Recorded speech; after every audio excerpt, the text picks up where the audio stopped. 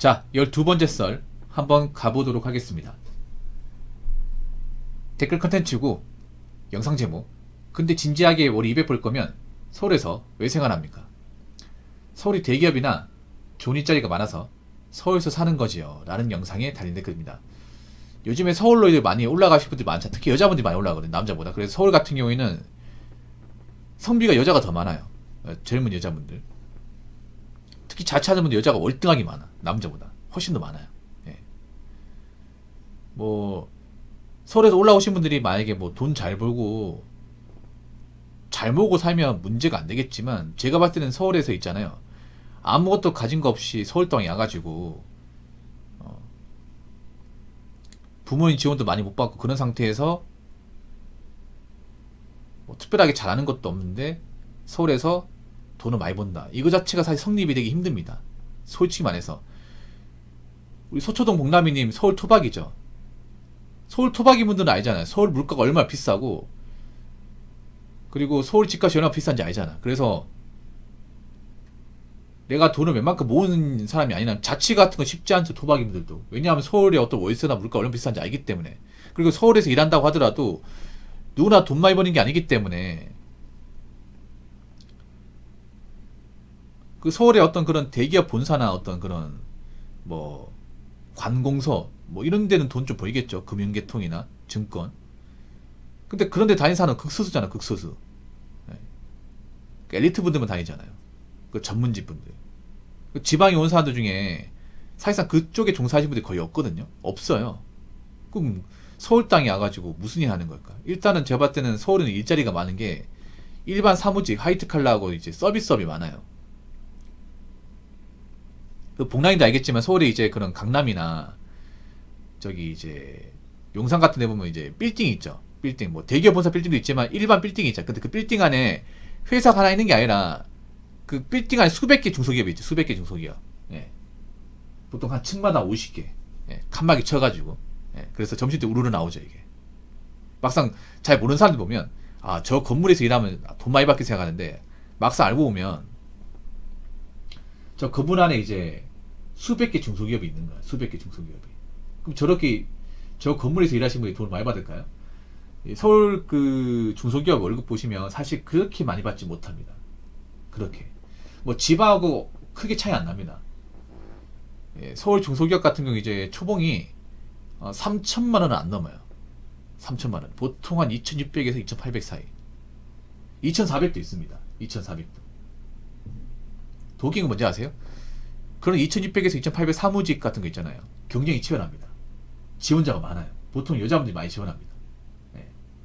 엄청 지원자가 많아요. 자, 볼까? 말 나온 김에. 그러니까 그런 사무직도, 중소기업 사무직도 하겠다고 지원한 사람이 굉장히 많습니다. 정말로. 한번 봅시다. 얼마 많은지.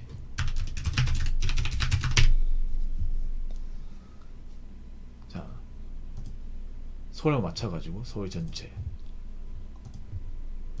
일반 사무직으로 일단 뭐 공고가 좀 많긴 한데, 야, 2,500짜리도 있네. 서울에서 2,500이라 2,800 맞네. 2,800.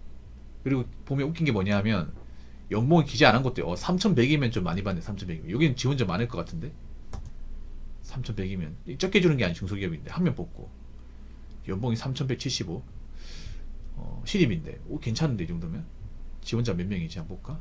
와, 지원자가 한 명 뽑는데 지원자가 79명이에요. 79명이 여자가 한 40명 정도 되네. 확실히 여자분 인기 많. 남자도 지원했네. 예, 지원자가 많네요. 봐봐, 이런데 인기 많다니까요. 사실 3,100도 적은 돈이 아니지만 이걸 세금 떼고 받는 놈이 한 240 될 거예요. 235에서 40 사이 정도 될 텐데, 사실 이 돈 받아가지고 서울에서 월세 생활하고 뭐 이것저것 내고 나면 돈 모으기 빠듯하거든요, 이게. 근데 이게 서울의 중소기업 사무직이 좀 많이 주는 편이야. 대부분 3천 이하에 3천 이하. 대부분. 제가 보고 있는데. 예. 월 230. 연봉 2,760이면 한 세금 때문에 215 정도 되겠네요. 200만 원 살짝 넘습니다. 그러니까 제가 항상 얘기하는 세금 떼고 한 200에서 220 사이 거의 걸쳐 있어요 보면. 예, 못 믿겠어 사람인이나 이 자플릿에 서울에 사무직 맞춰놓고 검색하시면 나와. 보통 근무지가 금천구 용산구네. 강남도 있고. 이것도 지원자가 30명이네요. 예. 월급이 30만원. 사무 보조. 야.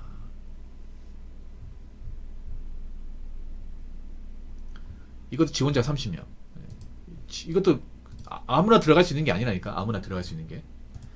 자, 사무 보조. 근무지가 보자.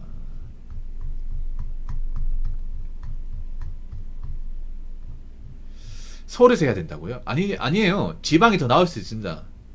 우리 서울이 더 힘듭니다. 서울이 오히려 공무원 대접 못 받아요. 와, 여기도 40만 명, 거의 한 못해도 한 3, 40명이 지원하네요. 많이 지원하는데 100명이 넘고. 아무튼 그렇습니다. 이런 사무직도 쉽게 들어가지 못해. 네. 그리고 성비를 보면 알겠지만 여자분들 월등하게 많이 지원해요. 여자분들부터 하고 싶어 하기 때문에. 보통 여자분들이 이런 사무직 일을 원하기 때문에 서울에서 많이 이제 일하고 싶어 하는데, 문제는 뭐냐 하면 과연 저 돈 벌어가지고 월세 내고 이것저것 나가는 돈 내면 이 돈을 모을 수 있을까라는 거죠. 제가 봤을 때 저거 본업만 가지고는, 하나 가지만 가지고는 절대 돈을 모을 수 없어요 이게. 그럼 일을 여러 가지 해야 됩니다. 일 한 두세 간 해야 돼. 근데 그렇게 하실 분들이 많지 않을 것 같아요 제가 봤을 때는. 네. 그러니까 뭐 정말 돈을 잘 벌고 열심히 사실 분들은 서울에 살아야 됩니다. 네. 근데 제가 봤을 때 절대 다수의 분들은, 남자도 그렇지만 여자분들 같은 경우 절대 다수의 분들, 평범한 분들은 제가 봤을 때 돈을 못 모아 이게. 장난컨대. 아까 저 정도 수준에 돈 받는다고 치면 돈을 못 모을 겁니다 이게. 그냥 살고만 있는 거야. 그러면 저게 살고만 있는 거면 봤을 때는 저게 좋은 걸까요 여러분? 나이는 계속 모는데. 사실상 저렇게 돈이 안 모이면 결혼을 못 하는 거죠. 왜냐하면 서울 같은 경우 워낙에 결혼장을 많이 들잖아요. 집값 비싸기 때문에. 맞잖아요. 그럼 쭉 혼자 사는 거야 이게.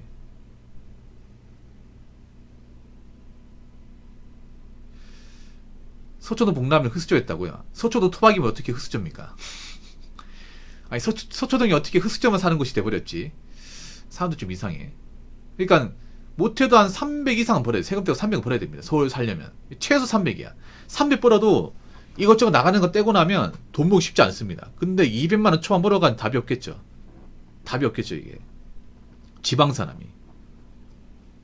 앞으로 서울은 월세 같은 게 앞으로 많이 올라갈 텐데, 그러면 점점 지방에서 상경한 사람들이 버티기 쉽지 않을 거예요.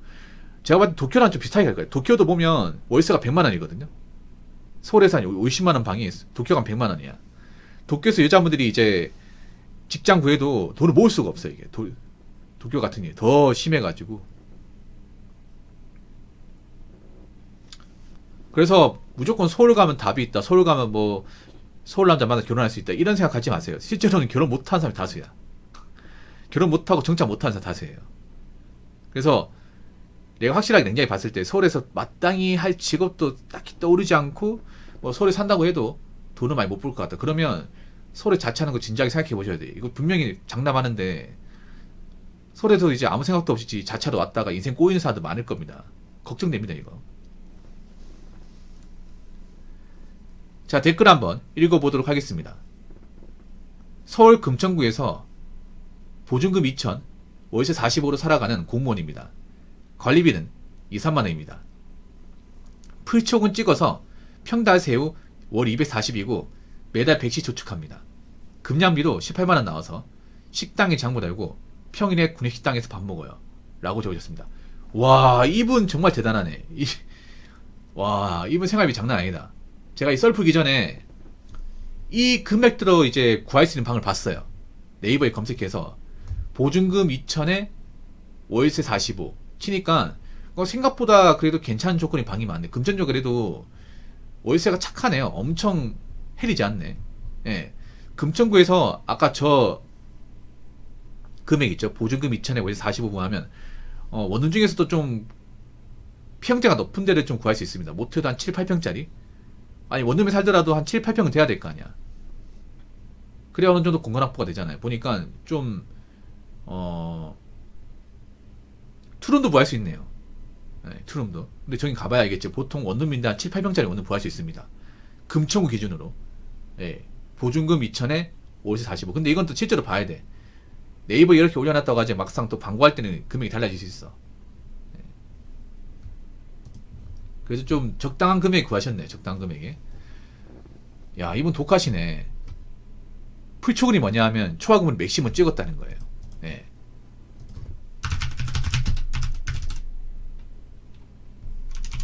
지금 현재 공무원 초과금 한도가 한 달 57시간입니다.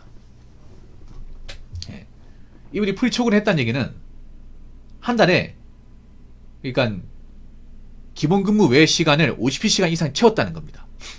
예. 남아서 오랫동안 일했다는 거예요. 서울은 초과근무증들이 많아요. 이분이 서울시에서 근무하시는 것 같아. 서울시청에서. 서울시는 진짜 워커홀릭입니다. 서울시는.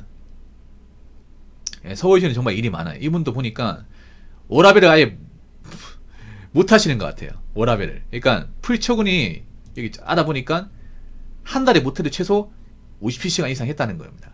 아마 그 이상 했을 거야. 야. 근데 공무원 같은 경우 50시간 넘어가잖아요. 넘어가면 그 다음부터는 무료봉사입니다. 그 다음부터 58, 59는 무료봉사예요. 그러니까 공무원이 딱 이제 초과금이 인정된 시간이 57시간입니다. 그 시간 넘어가면 땡장 못 받아요. 법으로 딱 막아놨습니다. 법으로. 그래서 이것 때문에 불만 가진 사람들이 많아요. 아니 공무원 받는 것 적은데 이 초과근무 이거 한도를 좀 높여주시면 안 되겠습니까? 아니 공무원 뭐 받아간다 얼마나 받아간다고. 저도 이건 높일 필요가 있다고 생각하는데 현재는 50시간. 그럼 이분은 못해도 한 달에 시간의 근무를 57시간 하고 있다는 얘기입니다. 그럼 이분은 사실상 평소에 워라밸이 없다는 얘기예요. 예. 퇴근해도 하루에 2시간씩 하는 것 같아요. 그러니까 이제 한 달에 50시간이면 한 주에 못해도 한 15시간 한다는 겁니다. 그러면 생각해보세요. 월화수목금 해서 3시간씩이면 15시간 아닙니까? 그러면 이분 같은 경우에는 보통 공무원 기본근무가 이제 오후 6시까지면 9시까지 한다는 거. 9시까지. 보통 서울시에 출근하면 8시 한 반 이전에 출근하겠죠. 한 8시쯤에 출근하겠지. 집에서 7시에 나서가지고 뭐 시점까지 얼마나 걸리지 모르겠지만 뭐 그 정도 나왔겠죠. 한 7시 정도에 나와가지고 지옥철 타고 우르르 가가지고 서울시청에서 이제 8시에 이제 딱 들어와서 근무하고 10시까지 근무하고 난 다음에 초과 찍기 위해서 3시간 더 근무하고 9시에 맞춰가지고 지하철 타고 집에 가면 10시겠다. 와, 엄청 피곤하겠는데? 엄청? 아마 이분은 그렇게 사실 것 같아요. 내 생각인데. 이게 아닐 수도 있겠지만. 야, 그러니까 세금 떼고 240인데 매달 100만원 저축한대. 와, 이거 정말 지독한 짠돌이에요, 이분이.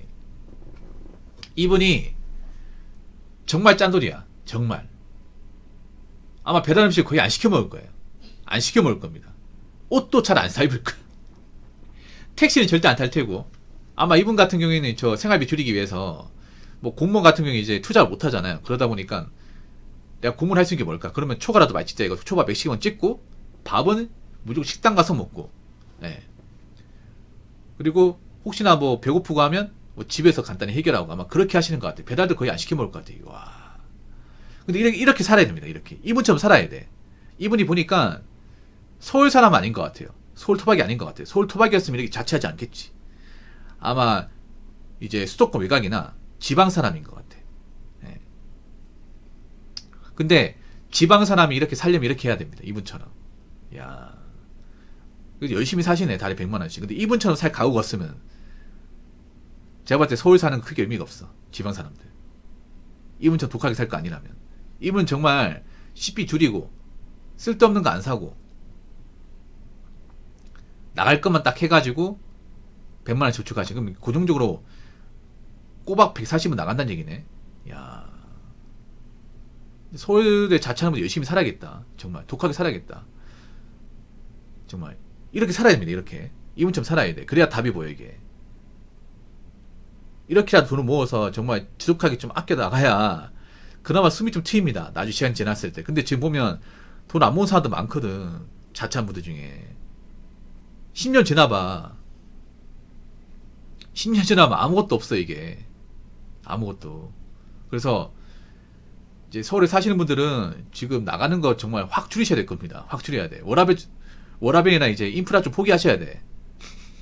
이분들 워라밸 포기해서 보면 봐봐. 초과금으로 57시간 월 50시간 찍는다고 하잖아요. 그러면 거의 뭐 맨날 남아서 일하는 거, 맨날 남아가 늦게까지 하면서 워라밸 포기했어 이분도. 그 인프라도 포기한 거예요. 인프라도 둘 다 포기한 거예요. 서울에 사신 분들은 보통 워라밸 인프라 포기 못 하잖아. 근데 이분은 두 개 다 포기했어. 포기하고 나서 얻은 게 매달 100만 원씩 저축하는 거예요. 그래도 이렇게 살면 좀 남는 게 있죠. 물론 이분처럼 살려면 독해야 됩니다. 예, 이분 독하시네요. 근데 지금 상당수의 자취하신 분들 이렇게 못 살걸요 아마. 장난컨대 이분처럼 못 살걸. 이렇게 불편하면 답답해서 못 살걸요. 그래서 지금 자취하는 분들 중에 돈이 안 모이면 문제 있는 겁니다. 돈이 안 모이고 사는 걸 끝나면 문제 있는 거야. 그러니까 어떻게든 돈을 모으시기 바랄게요.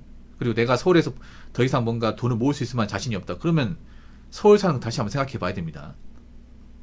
무슨 말인지 아시겠죠? 자, 이상으로 12번째 썰 마치도록 하겠습니다.